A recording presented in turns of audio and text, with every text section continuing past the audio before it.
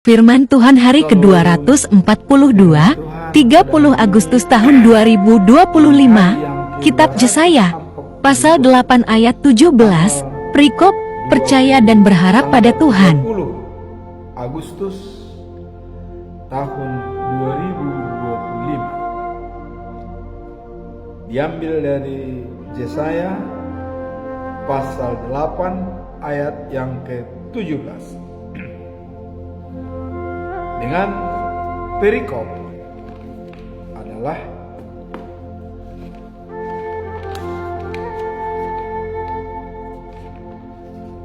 percaya dan berharap kepada Tuhan.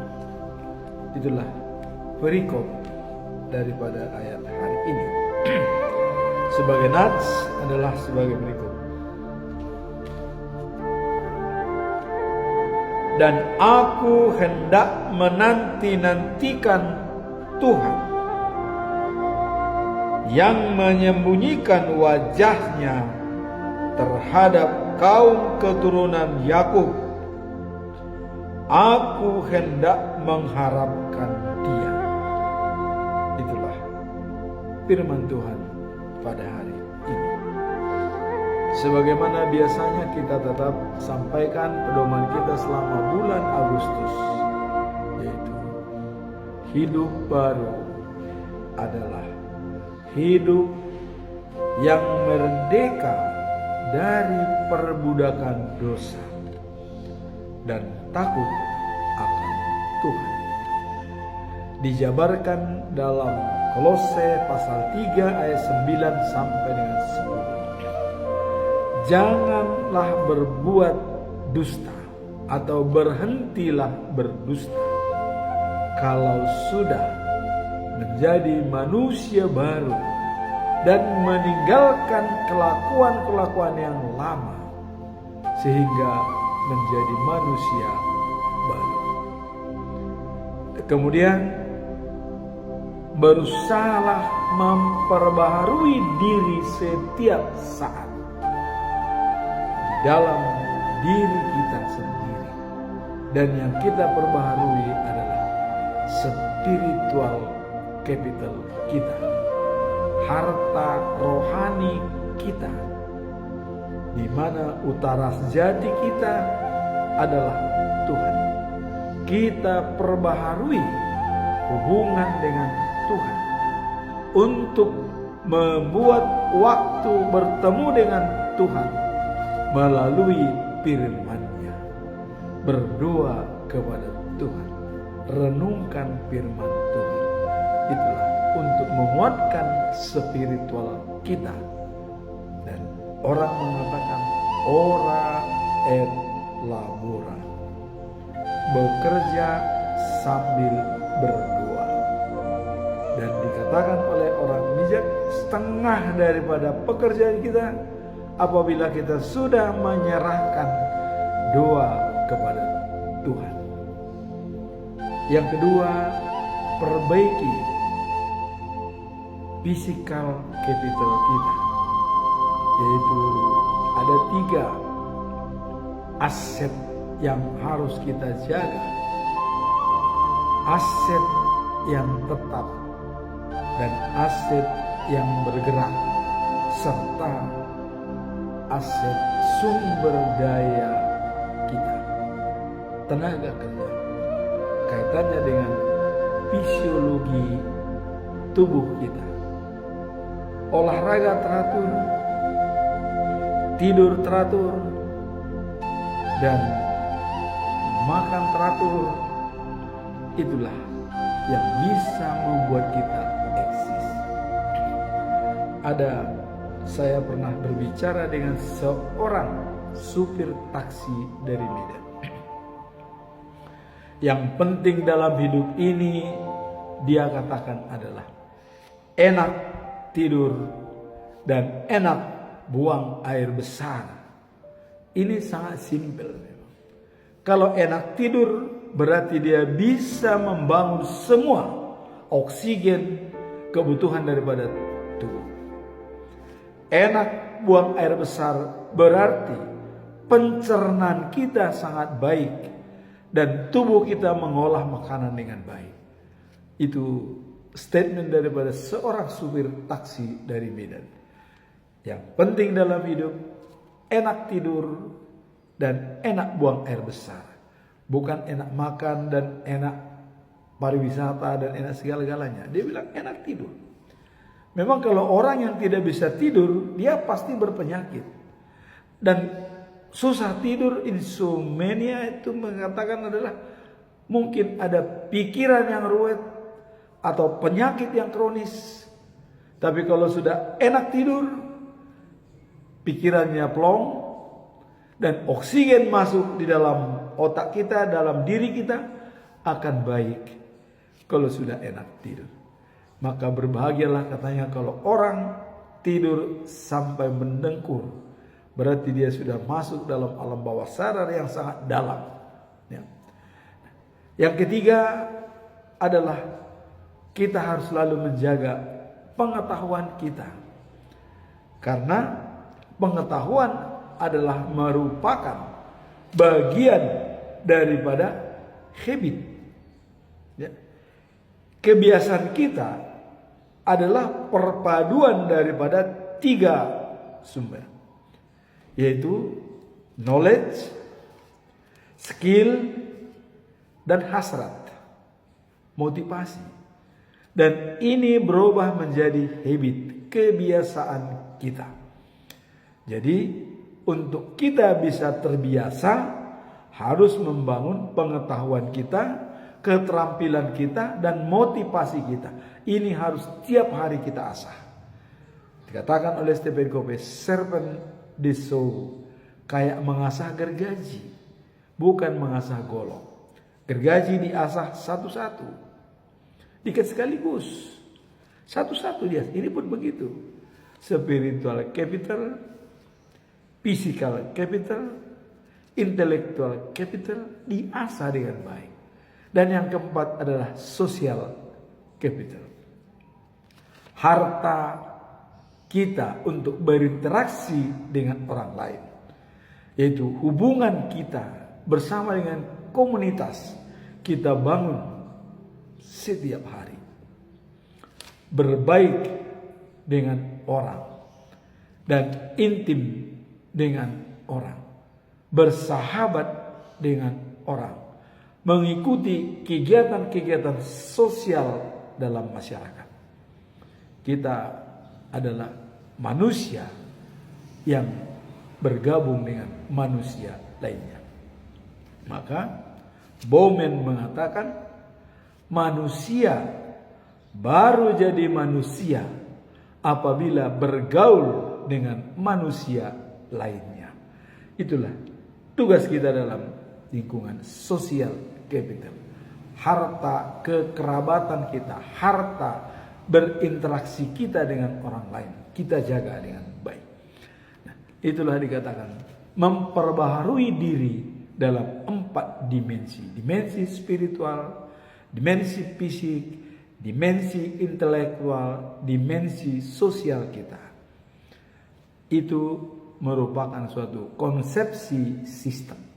Saling berhubungan, saling menentukan, saling mempengaruhi, dan saling menjaga. Itulah dikatakan serpent the soul atau asah gergaji dalam 7 habit. Dan setelah kita memperbaharui diri sesuai dengan gambar Allah, karakter Allah, semuanya didasarkan pada sifat-sifat Allah. Karakter Allah adalah kasih.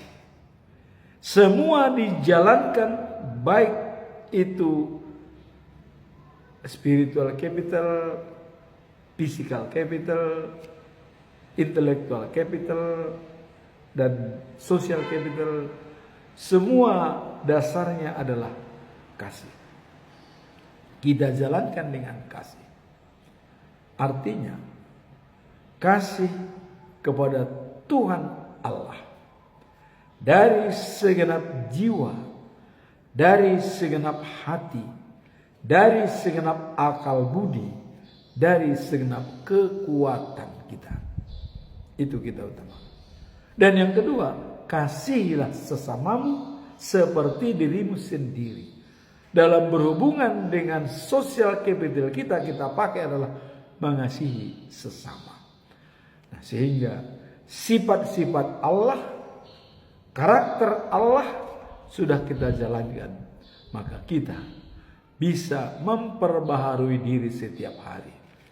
Kalau kata Stephen Covey, minimum Anda harus say hello kepada 4 dimensi tersebut. Apakah hanya sebagai mengingat kita turun kepada.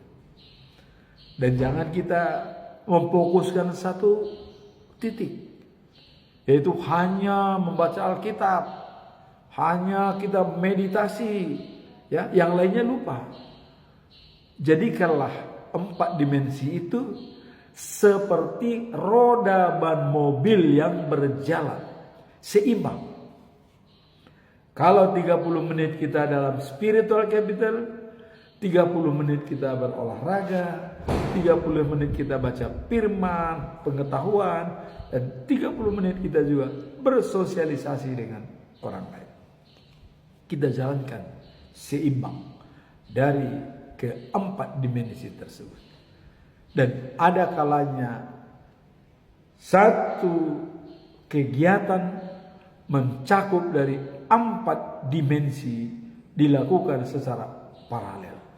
Saya contohkan seperti belajar core di jemaat. Baik itu Naposo Bulung, baik itu ama, ina, remaja, dan juga lansia. Di sana terdapat 4 dimensi. Dimensi spiritual, memuji dan memuliakan Tuhan. Dimensi physical capital, kita dicoba untuk berlatih tarik suara, napas perut dan napas dada, dan suara perut dan suara kepala. Itu diajarkan di sana, dan juga semuanya itu kita pelajari dengan fisik. Kemudian ada intelektual capital, pengetahuan tentang not balok, not angka, lambat atau cepat daripada nyanyian, semua dipelajari dengan baik. Ada ilmu pengetahuan yang mendorong kita untuk belajar. Kemudian yang jelas kita bersosialisasi dengan sesama. Bersama-sama kita berlatihan core, artinya saling berinteraksi dengan orang lain dalam komunitas core kita. Itulah jadi sangat baik kalau kita pergi dan rajin mengikuti core. Di sana tercipta 4 dimensi: spiritual, physical, intelektual, dan sosial. Itulah memperbaharui diri. Sekarang tadi dikatakan takut akan Tuhan. Jangan sampai kita diperbudak oleh dosa. Apa yang memperbudak kita dalam dunia ini? Apabila memisahkan spiritual kita dengan Tuhan, itulah dosa. Kalau ada yang memisahkan spiritual kita dengan Tuhan adalah dosa. Karena dalam diri kita ada Tuhan. Waktu nafas kita dihembuskan lewat udara, Tuhan berada dalam diri kita.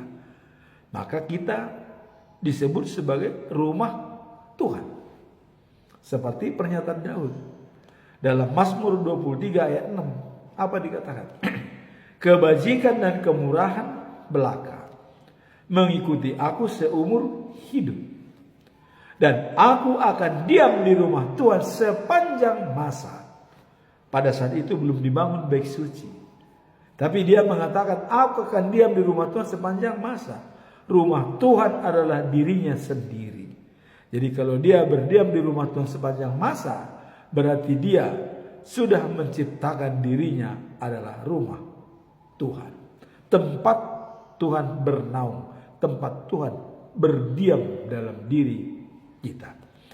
Nah, itulah yang dikatakan bahwa takut akan Tuhan. Takut akan Tuhan adalah menghindari dari perbudakan dosa. Perbudakan dosa ini ada yang namanya dari diri kita sendiri, ya, penyakit hati, dan ada juga itu adalah merupakan datang dari Tuhan atau yang dibenci oleh Tuhan, yang tidak disukai oleh Tuhan. Kalau dari diri kita, itulah dikatakan penyakit hati. Ya. Bagaimana kita menyehatkan penyakit hati?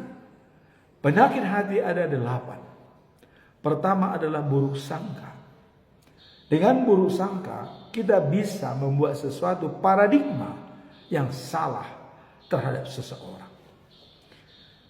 Pernah dalam kereta api Stephen Covey pergi, ya, menuju dalam perjalanan di Amerika. Waktu dia naik kereta, tenang situasi. Di tengah perjalanan masuklah satu keluarga dengan ada 3 orang anak. Dengan 3 orang anak, dan si ayah membimbing dia masuk ke dalam kereta. Dan pada saat itu semua orang tenang dan waktu tidur. Tidak ada yang ribut. Semua tenang. Dan ketiga anak yang baru masuk ini sangat ribut dan mengganggu situasi orang yang tidur, termasuk Stephen Covey. Pada saat itu Stephen Covey mulai paradigma dia, kerangka berpikir dia, ini orang tua yang tidak tahu diri. Kenapa anaknya dibiarkan ribut, sedangkan orang semua diam dan enak tidur? Wah, pertama-tama dia masih belum. Dia coba untuk menegur si orang tua anak. Tapi lama-lama mereka makin ribut, seenaknya berkeliaran ini begini. Wah. Akhirnya Stephen Covey hilang kesabaran dia. Datang Stephen Covey, ditegurlah bapak daripada anak ini. Dikatakan, "Hei, kenapa kau biarkan anakmu ribut? Kau tidak tahu etika. Di sini orang sedang tidur semua di kereta. Kenapa? Anakmu kau biarkan ribut, seenaknya." Apa jawaban daripada orang tersebut? "Iya, saya tidak tahu mau bilang apa sama mereka." Dia melanjutkan pembicaranya. Stephen Covey mendengar. Karena barusan kami dari rumah sakit dan ibunya meninggal, sehingga saya tidak bisa mengatakan apa-apa kepada mereka. Bagaimana perasaan Stephen Covey? Apakah dia masih marah? Akhirnya dia empati, masuk dalam perasaan orang tersebut dan merasakan apa yang dirasakan. Dia juga ikut sedih. Coba, itulah paradigma, kerangka berpikir.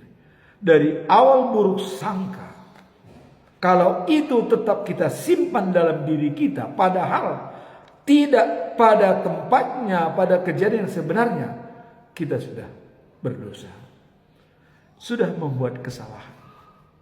Maka untuk itu, setiap ada stimulus, responlah dia dengan proaktif, dengan 4 kesadaran manusia. Pertama, kita sadar dulu siapa kita, dan kemudian ada imajinasi jangka panjang, kemudian ada hati nurani, Kemudian baru ada independent will, pengambilan keputusan. Kalau tadi Stephen Covey tidak menanyakan langsung kepada dia, dan ini disimpan dalam hatinya, kemarahan itu dia sampai keluar dari kereta api, disinilah tercipta beban, belenggu yang ada pada diri kita, buruk sangka.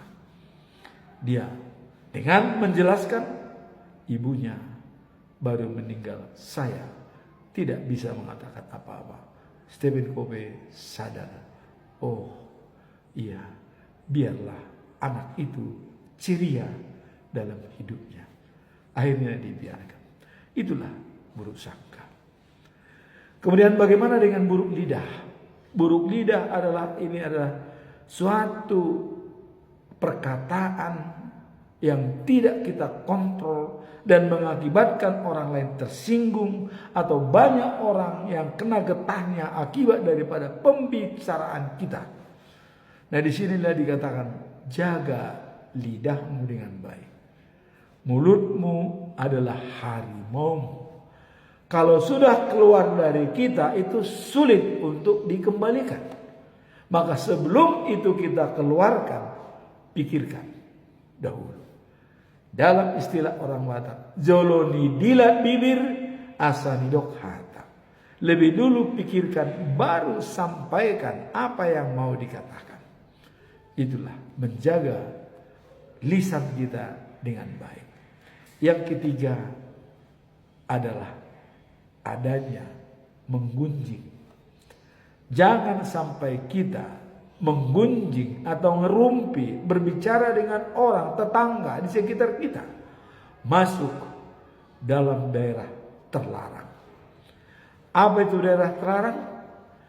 Kita membicarakan orang lain tanpa ada orangnya, dan kita utarakan kejelekannya kalau dia jelek. Ada juga membicarakan kebaikannya, tapi pada umumnya orang lebih mengutamakan membicarakan yang memang negatif daripada orang tersebut. Dia tidak ada. Ini adalah melebar, membuat kita semakin semangat. Ya, disampaikan. Kalau nama Eda, tahu nggak si A itu? Oh, dia beli mobil itu hasil korupsi. Saya tahu persis itu uangnya begini. Datanglah di sana. Iya benar memang. Memang dia apa sih, hartanya tidak ada. Dari dulu nggak pernah dia, begitu tiba-tiba ada mobil, itu korupsi. Padahal dia tahu kalau mobil itu ada hadiah, kupon dari berhadiah, door prize. Memang dia tidak pernah dapat mobil, tidak ada. Tapi ada kupon door prize, ya wajar dia dapat apa saja. Maka hati-hati kita dalam menggunjing. Ya. Dan menggunjing ini ada hubungannya dengan buruk sangka, paradigma, kerangka berpikir. Ya, dari buruk sangka akhirnya menggunjing. Jangan sampai terjadi seperti itu. Nah, kemudian amarah. Ya, jadi pertama tadi adalah buruk sangka, kedua buruk lidah, ketiga menggunjing, keempat amarah. Marah, kata Aristoteles, adalah hak setiap orang. Siapapun boleh marah. Marah kepada orang yang tepat, tujuan yang tepat, dan waktu yang tepat lakukan. Marah jangan dipendam dan jangan dilampiaskan, tapi kelolalah marah itu dengan baik. Kalau itu sudah kita kelola dengan baik, maka tujuan utama kita bisa tercapai. Kemudian selanjutnya adalah dendam. Dendam adalah yang sangat tidak disukai oleh Tuhan. Bahkan dikatakan dalam doa Bapa kami, ampunilah kesalahan kami seperti kami juga mengampuni orang yang bersalah kepada kami. Jadi setiap orang yang pernah mengatakan doa Bapa kami tidak ada dasarnya dendam. Kalau ada orang yang masih dendam dan sudah pernah membacakan doa Bapa kami, dia adalah manusia yang paling kurang komitmen. Karena dalam doa Bapa kami sudah dikatakan, ampunilah kesalahan kami. seperti kami mengampuni orang yang bersalah kepada kami. Jadi kalau kau dendam kepada orang, tidak mengampuni dia, walaupun kau bawa dalam doa ampuni ke Tuhan, tidak mengampuni. Tidak. Dan jangan coba-coba bawa persembahan ke gereja selama kau masih dendam kepada seseorang. Percuma. Percuma kita bawa persembahan ini, percuma. Kalau kita masih menaruh dendam kepada seseorang. Ya, karena orang dendam sama dengan pembunuh. Jadi kalau pembunuh datang ke gereja terus mau menyampaikan persembahan, apakah diterima Tuhan? Ya tidaklah. Maka Tuhan mengatakan, sebelum kau datang ke gereja, selesaikan dulu dengan mereka, baru kau datang ke gereja. Boleh kau sampaikan persembahan. Kalau tidak, gak usah ke gereja. Kalau ada masih dendam di antara kita, ya. Nah, terus bagaimana mengatasinya? Gampang. Tidak sulit. Jangan dikatakan mardom di tanah orang tahu. Walaupun saya tidak ketemu dengan dia, masa bodoh. Bukan dia ngasih saya makan, apalagi sampai wah udah. Saya tidak pernah makan makanan dia. Siapa dia? Wah udah, makin panjang itu. Pokoknya kalau kita ada dibenci oleh seseorang atau kita ada sedang berselisih dan tidak bisa berbicara, kita masih Tuhan, lapor Tuhan. Laporkan kepada Tuhan. Laporan gampang. Tuhan, kami tadi berselisih dengan si A. Akibat salah persepsi. Dia menganggap begini, harusnya tidak. Maka ampunilah kami. Dan nanti saya mau bertemu dengan dia. Tolong Roh Kudus mau membimbing aku. Udah. Kita siap bertemu. Tidak lagi dendam. Karena sudah bicara dengan Tuhan. Yang penguasa dunia ini siapa? Ya Tuhan. Pengendali siapa? Tuhan. Jadi kalau kita sudah melapor kepada Tuhan, berarti kita sudah pakai pengendalian itu dari Tuhan. Fungsi kontrol itu sudah kita pakai. Ya. Kita lapor. Nah, begitu kita lapor, ketemu dengan orangnya, rangkulan, salam dengan baik. Kalau dia tidak menerima, ya, tidak urusan. Tapi salam dia di depan orang banyak. Supaya ada saksi. Jangan berdua-dua. Pas dia di depan orang, salam. Usahakan ketemu di depan orang, salam. Ada saksi. Kalau dia menolak, berarti orang lain, weh, kok kamu tidak mau salaman dengan dia? Nah, tapi dia mungkin dalam hati, sialan ini orang. Ya dia terima mungkin salaman. Tapi dalam hati dia, terserah. Tapi bagi kita sudah selesai. Dan ada kalanya seperti terjadi dalam rumah ya. Kita adu mulut dengan istri. Begitu datang orang tamu dari luar, apakah kita masih adu mulut? Bisa berhenti kan sejenak. Seolah baikan dengan dia. Oh ya baik, baikan kan. Nah, kalau itu bisa kita lakukan, kenapa tidak kita jalankan? Itulah dendam ya. Dan juga ada yang namanya dengki. Senang lihat orang susah, susah lihat orang senang. Tidak ada pernah ketenangan dalam ini. Selalu mengata-ngatain orang.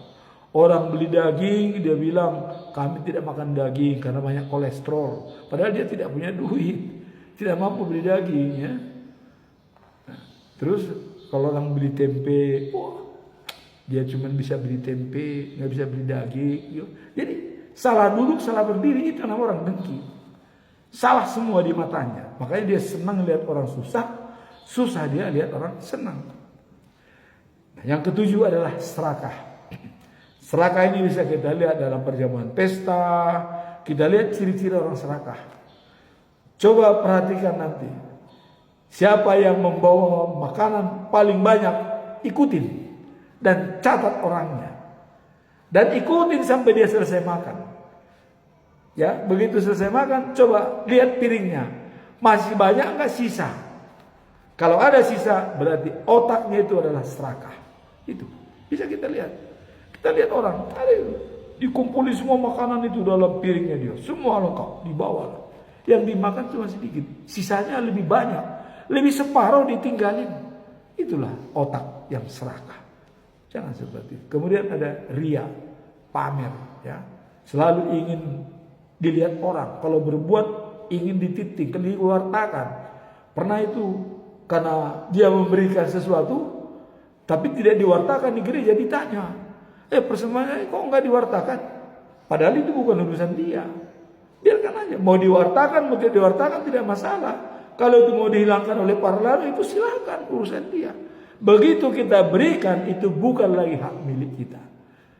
Itu namanya kalau kita memberi itu dengan tulus dan ikhlas. Tapi kalau kita memberi dengan tidak tulus, itu masih bisa kontrol. Di mana uangnya? Bagaimana perkembangannya? Jangan sampai kita mengontrol apa yang sudah kita berikan, terutama untuk Tuhan. Ya, kalau untuk anak masih bisa kita kontrol, karena memang harus kita sedikit itu anak. Tapi kalau udah untuk Tuhan, karena Tuhanlah yang mengontrol bukan kita, kita tidak bisa mengontrol Tuhan. Tuhanlah yang mengontrol. Sudah, ya serahkan. Nah, itulah dikatakan perbudakan dalam dosa, adanya 8 penyakit hati. Kemudian apa yang dibenci oleh Tuhan? Itu kita lihat dalam Amsal pasal 6 ayat 16 sampai 19. Sikap yang sombong, tangan yang membunuh orang yang tak bersalah, mulut yang selalu berbohong, otak yang merencanakan kejahatan, kaki yang bergegas ke tempat kejahatan, saksi yang selalu berdusta, ya, saksi yang berdusta, tidak pernah dia jujur. Kemudian orang yang menimbulkan permusuhan kepada saudara, dan itulah yang dibenci oleh Allah.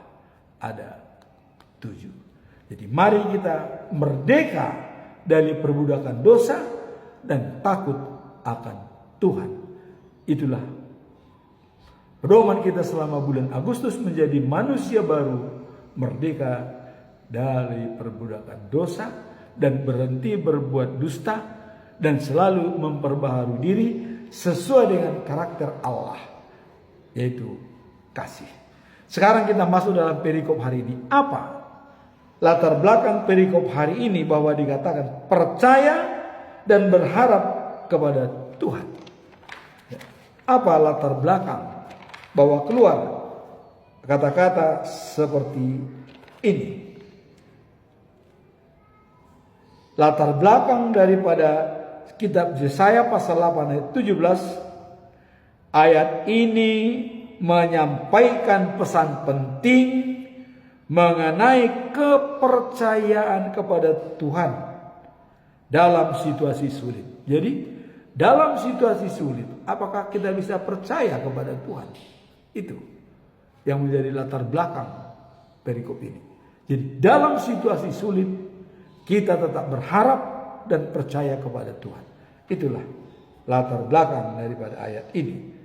Nah, seperti Yesaya, ya, dalam pasal 6 ayat 5, ya, bahwa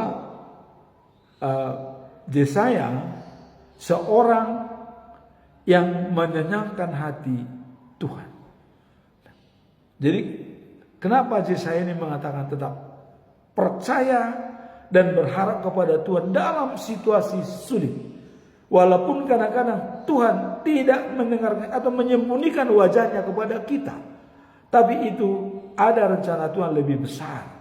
Ya, kita tetap sabar menunggu kapan Tuhan akan berbicara dengan kita. Kenapa Yesaya ini disebut orang yang menyenangkan hati Tuhan? Karena dari hidupnya dia pernah melihat Tuhan dalam mimpi. Ya. Waktu itu dalam Yesaya pasal 6 ayat 5 dikatakan, aku melihat Tuhan. Maka Yesaya mengatakan, celakalah aku. Tak ada harapan hidup karena aku berdosa dari Allah. Maka kuduslah Allah. Dia mengakui bahwa dia berdosa. Nah, kemudian setelah pengakuan daripada Yesaya, datanglah malaikat Tuhan yang membawa bara api dari mezbah, pakai sumpit, ditaruhlah di bibirnya Yesaya, dosamu sudah diampuni, maka kamu bisa bertemu dengan Tuhan.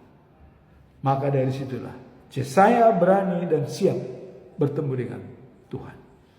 Dia siap mendengarkan apa perintah Tuhan. Dan setelah dia disucikan oleh malaikat, berkata Tuhan, siapa yang akan kuutus?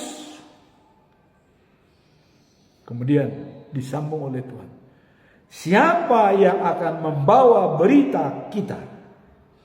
Jadi Yesaya sudah diampuni, dia sudah dianggap bersatu dengan Tuhan. Maka Tuhan mengatakan siapa membawa berita kita? Kata kita di sini sangat-sangat hubungan yang dekat dengan Yesaya. Artinya Yesaya sudah sangat dekat dengan Tuhan dan Tuhan sangat percaya kepada Yesaya kalau dikatakan siapa pembawa berita kita? Datanglah Yesaya. Inilah aku, utuslah aku. Kesiapan dengan spontan dan dengan tanggung jawab yang besar, Yesaya siap untuk memberitakan firman Tuhan. Dan inilah berita firman Tuhan pada hari ini, bahwa Tuhan ada kalanya menyembunyikan wajahnya kepada keturunan Yakub. Tapi Yesaya mengatakan kita tetap menanti dengan sabar dan percaya dan berharap kepada Tuhan. Pasti ada jawaban Tuhan. Nah, kemudian setelah kita melihat latar belakang ayat ini ya, dan berfokus pada konteks sejarah bangsa Israel yang menghadapi ancaman dari musuh di sekitar mereka. Jadi ada kalanya Tuhan bersembunyi, seolah-olah dibiarkan Israel itu hancur. Ada kalanya. Ya, contoh diserang oleh Nebukadnezar. Tapi itu adalah kesalahan daripada bangsa Israel sendiri, karena Tuhan sudah mengatakan tetap setia kepadaku. Tapi begitu mereka menyembah berhala tidak setia, bangsa asing menjajah mereka. Nah, maka di sini disampaikan oleh Yesaya, Tuhan menyembunyikan wajahnya. Tapi dia mengatakan tetap berharap atas kehadiran Tuhan. Nah, sekarang kita melihat latar belakang. Sekarang apa tujuan utama daripada perikop ini? Kitab Yesaya ini hendaklah berfokus pada keteguhan iman dan pengharapan kepada Tuhan dalam menghadapi kesulitan. Jadi artinya pesan tujuannya adalah kita tetap berfokus pada keteguhan iman dan harapan kepada Tuhan dalam menghadapi kesulitan. Jadi walaupun Tuhan kadang-kadang menyembunyikan wajahnya dari kita, kita tetap punya pengharapan dan fokus bahwa Tuhan akan hadir dalam hidup kita. Jadi tujuannya adalah adanya keteguhan iman untuk tetap berharap kepada Tuhan dan meskipun mengalami kesulitan, ia memilih untuk berharap dengan penuh kepercayaan kepada Tuhan yang akan memberikan jawaban atas segala kekhawatiran dan ketidakpastian. Jadi adanya ketidakpastian dan kekhawatiran, saya katakan tetap berharap atas kehadiran Tuhan. Itulah tujuan utamanya dengan teguh iman. Apa pesan moral daripada perikop ini? Pesan moral yang dapat diambil dari ayat ini adalah pentingnya memberi tempat bagi Tuhan dalam hidup kita, terutama pada saat-saat ya di mana kita merasa cemas atau bingung. Jadi di saat kita cemas dan bingung, kita tetap memberi tempat bagi Tuhan.